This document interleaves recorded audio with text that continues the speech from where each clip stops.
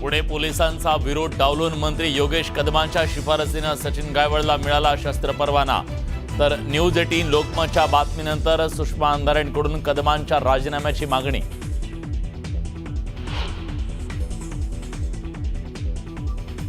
पंतप्रधान नरेंद्र मोदींच्या हस्ते नवी मुंबई विमानतळाच्या पहिल्या टप्प्याचं उद्घाटन। तर मुंबई मेट्रो 3च्या दुसऱ्या टप्प्याचं लोकार्पण।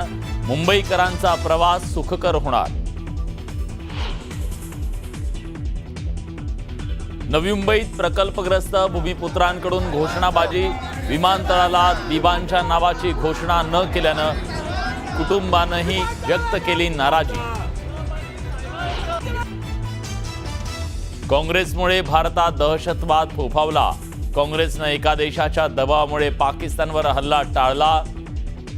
मोदींचा घणाघात। पंतप्रधान नरेंद्र मोदींनी राजभवनात बोलावली बैठक। भाजप आमदार खासदारांसोबत पंतप्रधान साधणार संवाद। निवडणुकीच्या पार्श्वभूमीवर बैठकीला महत्त्व।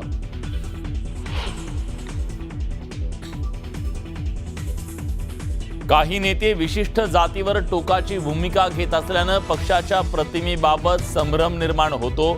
अजित पवारांनी भुजबळांसमोरच नाराजी व्यक्त केल्याची सूत्रांची माहिती। असं काही झालं नाही, भुजबळांचं स्पष्टीकरण। अपघातग्रस्त कुटुंबाकडून 19 लाखांची मागणी। गौतमी पाटीलचा दावा। तर चंद्रकांत दादांच्या विधानामुळे मी नाराज, गौतमीचं वक्तव्य।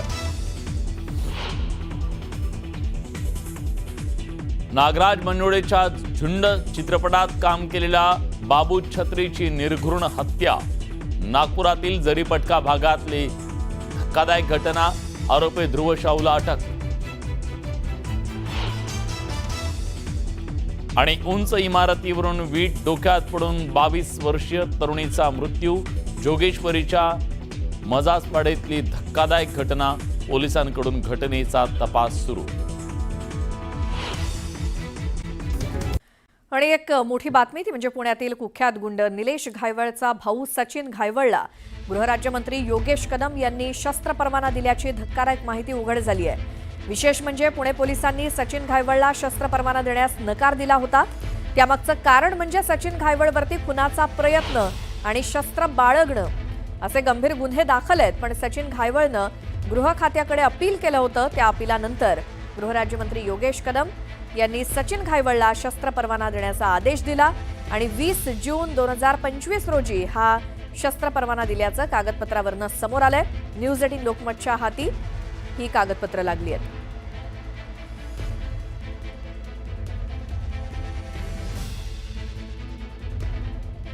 संसदीय कायद्यांचा अधिकार लावणारी सर्वोच्च अधिकार संस्था म्हणजे सर्वोच्च न्यायालय। या सर्वोच्च न्यायालयाच्या सरन्यायाधीशांच्या संदर्भाने 2 दिवसांपूर्वी जो प्रकार घडला, खरे पाहता या प्रकारातल्या व्यक्तीवर देशद्रोहाचा गुन्हा दाखल होणे अपेक्षित होते। अगदी त्याच वेळेला सरन्यायाधीश पदावरची व्यक्ती ही अनुसूचित जातीतून येत आहे। सबब संबंधित व्यक्तीवर अगदी कोर्टाने माननीय सर्वोच्च न्यायालयानेच सुमोटो घेत या सगळ्या प्रकरणाच्या संबंधाने ॲट्रॉसिटी कायद्याच्या अंतर्गत सुद्धा गुन्हा दाखल होणे अपेक्षित आहे। विशेषतः या देशाचे राष्ट्रप्रमुख ज्यांना सर्वोच्च न्यायालयाचे सरन्यायाधीश शपथ देतात असे राष्ट्रप्रमुख आणि पंतप्रधान या दोघांनीही ज्या पद्धतीने या तर निलेश घायवळचा भाऊ सचिन घायवळ याला शस्त्र परवाना पुणे पोलिसांनी नाकारलेला होता। मात्र गृहराज्यमंत्र्यांकडून त्याला शस्त्र परवानगी मिळाली। जून 2025 रोजी घडलेला हा सगळा प्रकार आणि त्याचेच आदेश हे न्यूज 18 लोकमतच्या हाती लागले, जे गृहराज्यमंत्र्यांनी पुणे पोलिसांना दिले होते। पुन्हा जाऊयात, पुण्यातून आमचे प्रतिनिधी वैभव सोनावणे आपल्या सोबत जोडले गेलेत। वैभव, नेमकं या प्रकरणामधनं आता काय काय समोर आलेलं आहे? प्रतिक्रिया सुद्धा मोठ्या येत आहेत, तुम्ही काय सांगाल? श्वेता, अत्यंत धक्कादायक हा सगळा प्रकार आहे. विरोधी पक्षाकडून सुद्धा याच्यावरती तीव्र आक्षेप जो आहे तो घेण्यात आलेला आहे. राष्ट्रवादीचे पुण्याचे शहराध्यक्ष जे आहेत प्रशांत कदम, त्यांनी तर गृहराज्यमंत्र्यांनी तातडीनं राजीनामा दिला पाहिजे असं म्हटलंय. या सगळ्या जे पत्र न्यूज 18 लोकमतच्या हाती लागले, जे आदेशाची कॉपी न्यूज 18 लोकमतच्या हाती लागली आहे, या कॉपीमधला मजकूर हा अत्यंत धक्कादायक आहे. सचिन बन्सीलाल घायवळ हा घायवळ टोळीचा निलेश घायवळ नंतरचा म्होरक्या आणि निलेश घायवळ याचा सख्खा भाऊ आहे. पेशानं शिक्षक आहे. कर्वेनगरच्या एका शाळेमध्ये शारीरिक शिक्षण तो शिकवतो. हे सगळं असताना जो निलेश घायवळनं जो सगळ्यात मोठा खून केलेला होता पाठलाग करून, त्या खुनामधला तो आरोपी आहे. सचिन कुडले याच्या खुनामधला हा आरोपी जो आहे त्याची निर्दोष मुक्तता झाली आहे. त्याच्यावरती आर्म्स ऍक्टचे गुन्हे जे होते, म्हणजे बेकायदा शस्त्र बाळगल्या प्रकरणीचे जे गुन्हे होते, त्याच्यातून निर्दोष मुक्तता झाली आणि आता व्यवसायासाठी मोठी रोख रक्कम जी आहे ती बाळगावी लागते, रोकड बाळगावी लागते आणि त्यामुळे आपल्या जीवाला धोका उत्पन्न होतो. म्हणून शासकीय परवाना, शस्त्र परवान्याचा द्यावा अशी मागणी जानेवारी महिन्यामध्ये या सचिन घायवळ यानं पुणे पोलिसांकडे केलेली होती. पुणे पोलिसांकडे त्याचे इत्यंभूत रेकॉर्ड आहे, इथली सगळी पार्श्वभूमी आहे. केवळ गुन्हे दाखल होत नाहीत म्हणून यांची गुन्हेगारी कारवाया ज्या आहेत त्या थांबलेल्या नाहीत किंवा दहशत पसरवायचा प्रकार जो आहे तो थांबलेला नाही. या सगळ्याचे अपडेट पुणे पोलिसांना होते. त्याच्यामुळे या सगळ्या प्रकरणामध्ये पोलीस आयुक्तांनी 20 जानेवारीला त्याचा हा अर्ज जो आहे तो फेटाळला, निकाली काढलेला होता. या अर्जाच्या विरोधामध्ये सचिन घायवळ हा गृहराज्यमंत्र्यांकडे गेला. आपल्याला ही प्रक्रिया समजून घ्यावी लागेल. जेव्हा पोलीस आयुक्तांकडून हा अर्ज फेटाळला जातो शस्त्र परवान्यासाठीचा, त्यावेळेस अशा पद्धतीचा शस्त्र परवाना मागण्यासाठी पुन्हा गृहराज्यमंत्र्यांच्या दरबारामध्ये जावं लागतं. त्यांना समन्यायिक अधिकार, क्वासी ज्युडिशियल बॉडी ज्याला म्हटलं जातं, तशा पद्धतीनं सुनावण्या ज्या आहेत त्या चालवल्या जातात. या अपिलांवरती सुनावण्या घेऊन मग त्याच्यावरती निर्णय दिले जातात. योगेश रामदास कदम जे राज्याचे गृहराज्यमंत्री आहेत शहरांसाठीचे, त्यांच्याकडे हे अपील जे आहे ते सचिन घायवळ यानं दाखल केलेलं होतं आणि त्याच्यावरती सुनावणी जी आहे ती 24 एप्रिल 2025ला झाली. त्यासाठी उपस्थित राहावं अशा स्वरूपाची सूचना जी आहे ती सचिन घायवळ याला सुद्धा देण्यात आलेली होती, निलेश घायवळच्या भावाला. आणि त्यानंतर ही सुनावणी झाली. या सगळ्यातली अत्यंत धक्कादायक बाब बघा, एरवी या अशा पद्धतीनं शासकीय मंत्रालयाच्या पातळीवरती या अशा सुनावण्यांमधून किती सर्वसामान्य माणसांना न्याय मिळतो हा प्रश्न आहे. अशाच पद्धतीनं महसूलच्या सुनावण्या चालवल्या जातात. अशाच पद्धतीनं तडीपारीच्या किंवा ज्यांना हद्दपार करण्यात आलेलं आहे अशा लोकांच्या सुनावण्या ज्या आहेत त्या चालवल्या जातात. मात्र त्यातल्या किती लोकांना गृहराज्यमंत्री या अशा पद्धतीनं पॉझिटिव्ह निकाल देतात.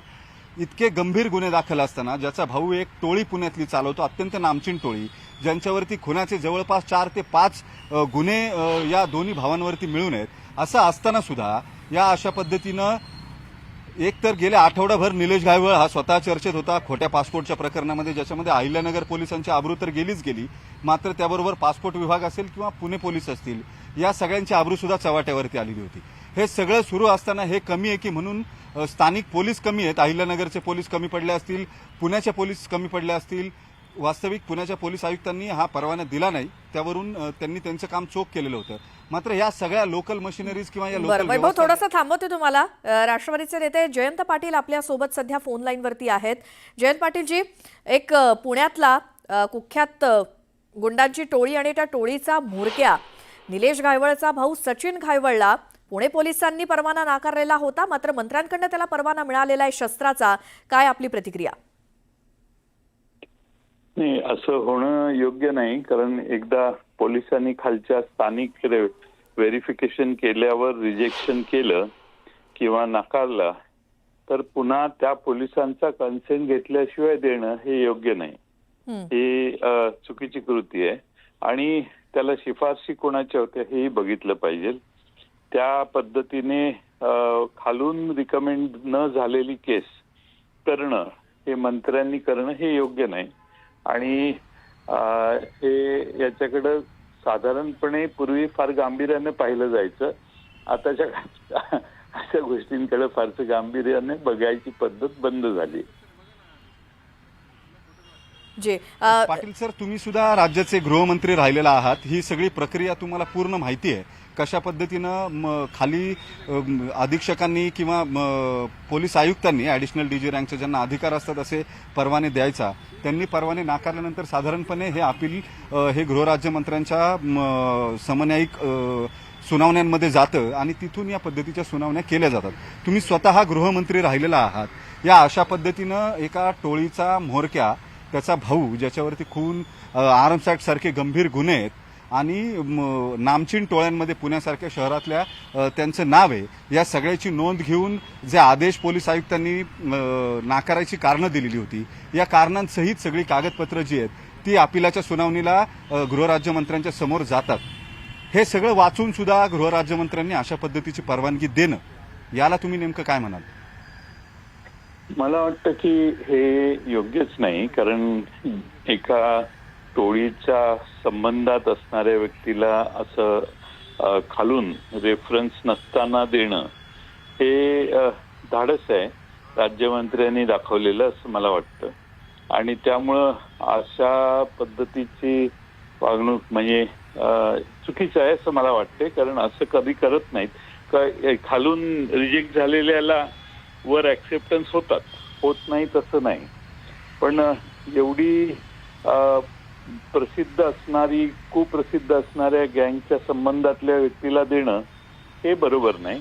कारण बऱ्याच वेळेला खाली रिजेक्ट झालेले यांना वर मिनिस्टर देऊ शकतात, देत नाही असं त्यासाठी तर अपील असतं. पण तरी मंत्र्यांनी त्याची बॅकग्राऊंड बघणं, खातरजमा करणं हे आवश्यक होतं. ते या संदर्भात केलेलं दिसत नाही.